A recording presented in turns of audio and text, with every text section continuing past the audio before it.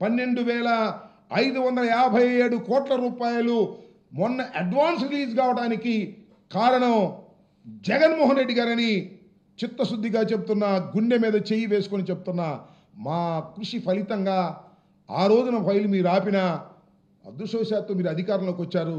అడ్వాన్స్డ్గా అంటే మొదటి దశ కంప్లీట్ కావడానికి 33,000 కోట్ల రూపాయలు అవసరం కాబట్టి దానిలో కొరవగా మిగిలిపోయినటువంటి 12,557 కోట్లు రిలీజ్ చేయడానికి సిద్ధపడి కొంత రిలీజ్ చేశారు అడ్వాన్స్డ్గా. ఇటువరకు ఎప్పుడూ లేనిది, చంద్రబాబు నాయుడు గారి టైంలో లేనిది, చంద్రబాబు నాయుడు గారి అగ్రిమెంట్లో లేనిది, జగన్మోహన్ రెడ్డి గారు ఒప్పిస్తే మీ సమయం వచ్చేటప్పుడు రిలీజ్ అయింది.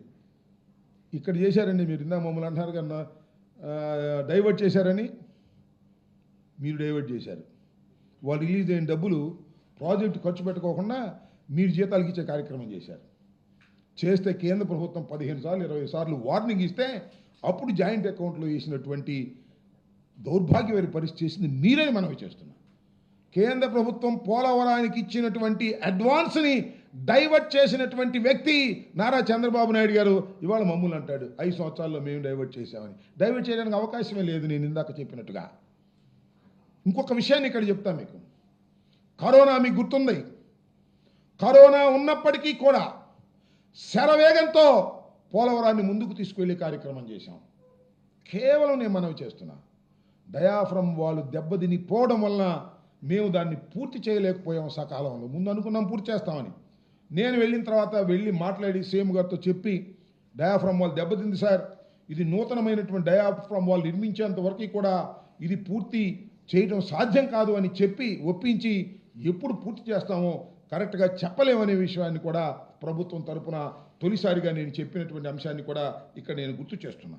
ఈ విధంగా పోలవరం ప్రాజెక్టుని సర్వనాశనం చేసేటటువంటి కార్యక్రమం చేసినటువంటి చంద్రబాబు నాయుడు గారు ఇవాళ మాట్లాడుతూ ఉన్నాడు. మీకు ఒకటి కూడా చెప్తున్నా, ఆయన చెప్తున్నాడు కదా మా కాంట్రాక్ట్ లేకపోవటం వల్ల ఆ కొట్టుకుపోయిందని. అంతర్జాతీయ నిపుణులు నేను మనవి చేస్తున్నా. కెనడా నుంచి, అదేవిధంగా అమెరికా నుంచి ఇలాంటి పెద్ద ప్రాజెక్టుల నిర్మాణంలో, ఎందుకంటే ప్రపంచంలోనే చాలా పెద్ద ప్రాజెక్ట్ ఇది, ది సెకండ్ వన్, వరల్డ్లోని సెకండ్ వన్ ప్రాజెక్ట్, అంత లార్జెస్ట్ ప్రాజెక్ట్.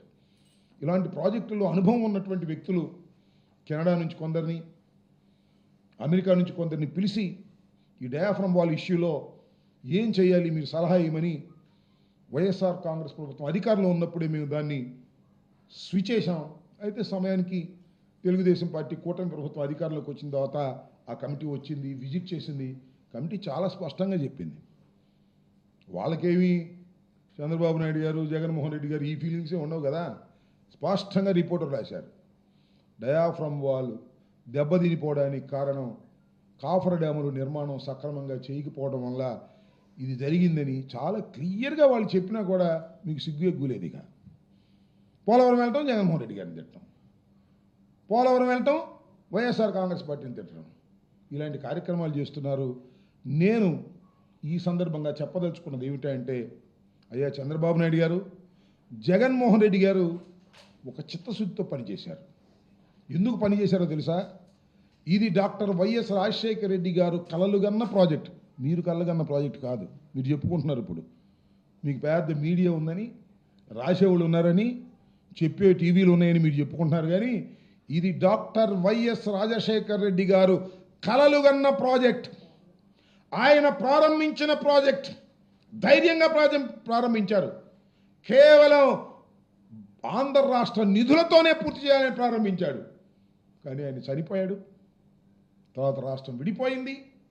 కేంద్రం నేను చేస్తానని ముందుకొచ్చింది. కేంద్రాన్ని చేయనీకోకుండా అడ్డంబడి కమిషన్ల కోసం ఇంత రాద్ధాంతరం చేసి పోలవరాన్ని సర్వనాశనం చేసేటటువంటి కార్యక్రమం చేస్తే, జగన్మోహన్ రెడ్డి గారు అధికారంలోకి వచ్చిన తర్వాత ఈ 5 సంవత్సరాల కాలంలో ఈవెన్ కరోనా ఉన్నప్పటికీ కూడా చిత్తశుద్ధిగా వరుసని అన్నీ పూర్తి చేసినటువంటి ఘనత జగన్మోహన్ రెడ్డి గారిదని మనవి చేస్తున్నాం. ప్రారంభించలేకపోవచ్చు మేము, కానీ అన్నిటినీ కూడా దశల వారీగా మేము పూర్తి చేసాం. ధైర్యంగా చెప్తాను, లెక్క కూడా చెప్తాను దానికి నేను. ఎందుకంటే స్పిల్వే మీరు చేయలే, అప్రోచ్ ఛానల్ మీరు చేయలే, స్పిల్ ఛానల్ మీరు చేయలే, పైలట్ ఛానల్ మీరు చేయలే, మేము పూర్తి చేసాం. కాబట్టి పునాదుల వరకు మీరు అట్టట్టా చేశారు. అసలు నదిని డైవర్ట్ చేసినటువంటి ఘనత జగన్మోహన్ రెడ్డి గారిని మనం చేస్తున్నాం. మా ప్రభుత్వం 2021లో నదిని డైవర్ట్ చేశాం, సక్సెస్ఫుల్గా నదిని డైవర్ట్ చేశాం.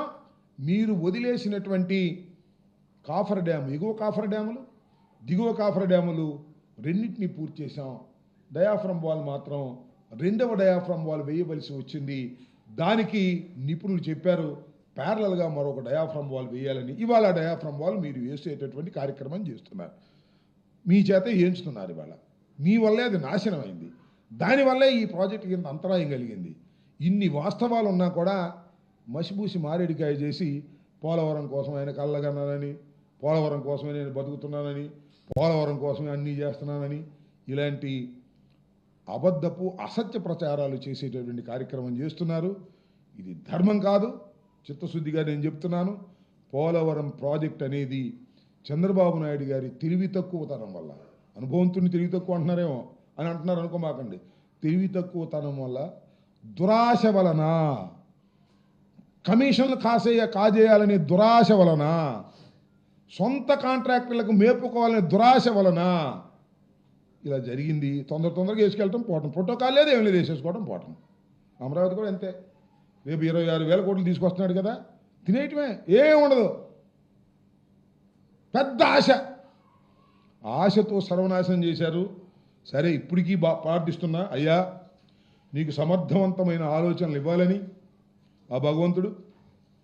మీరు త్వరితగతిన, మీరు అంటున్నారు కదా 2027కి పూర్తి చేస్తామని, అయ్యా 2027కి త్వరితగతిన పూర్తి చేసి జాతికి అంకితం చేసేటటువంటి అవకాశం కలగాలని, తద్వారా రాష్ట్ర ప్రజలకి పోలవరం మీద కన్నా కలలు నిజం కావాలని నేను కోరుకుంటున్నా. అయితే ఇక్కడ ఒక పెద్ద తప్పిదాన్ని మరొకసారి చంద్రబాబు నాయుడు గారు పాల్పడుతున్నారు. అదేమిటంటే పూర్తి ఎత్తుదాకా కట్టడం. దీన్ని 41.15K పరిమితం చేస్తూ కేంద్ర ప్రభుత్వం నిధులు కేటాయించింది. దాంతోనే సర్దుకుని 45.72కి వెళ్ళేటటువంటి పరిస్థితుల్లో చంద్రబాబు నాయుడు గారు లేకపోవడం చాలా దురదృష్టకరం. దాన్ని మాత్రం మభ్యపెట్టేటువంటి కార్యక్రమం చేస్తున్నారు. నేను మభ్యపెట్టదలుచుకోలేదు, కేవలం 41.15K పరిమితం చేసేటటువంటి కార్యక్రమం చేస్తున్నారు. కారణం ఏమిటంటే 33,000 కోట్లు ఫస్ట్ దశ, రెండవ దశ పూర్తి కావాలంటే RRK 30,000 కోట్ల రూపాయలు ఇవ్వాల్సి వస్తుంది. దాన్ని తప్పించుకోవాలని కేంద్ర ప్రభుత్వం చూస్తుంది. దాన్ని ఓకే చేసి ముందుకు నడుస్తున్నాడు చంద్రబాబు నాయుడు గారు. మరొక పాపానికి, మరొక తప్పిదానికి చంద్రబాబు నాయుడు గారు పాల్పడబోతున్నాడు అనేది కూడా ఈ సందర్భంగా నేను చెబుతూ, అయ్యా నీకు ఆ భగవంతుడు, ప్రజలు ఆ శక్తినివ్వాలి. 2027కి పూర్తి చేసేటువంటి కార్యక్రమం ఫస్ట్ దశ ఇచ్చి, రెండవ దశ మీరు ఎగ్గొట్టేటటువంటి కార్యక్రమాన్ని, చరితాత్మకమైన తప్పిదానికి మీరు పాల్పడుతున్నారు. ఆ చరితాత్మకమైన తప్పిదాన్ని ఇప్పటికైనా సరి చేసుకోకపోయినట్లయితే భగవంతుడు కూడా మిమ్మల్ని క్షమించడానికి కూడా ఈ సందర్భంగా నేను చెప్పదలుచుకున్నాను.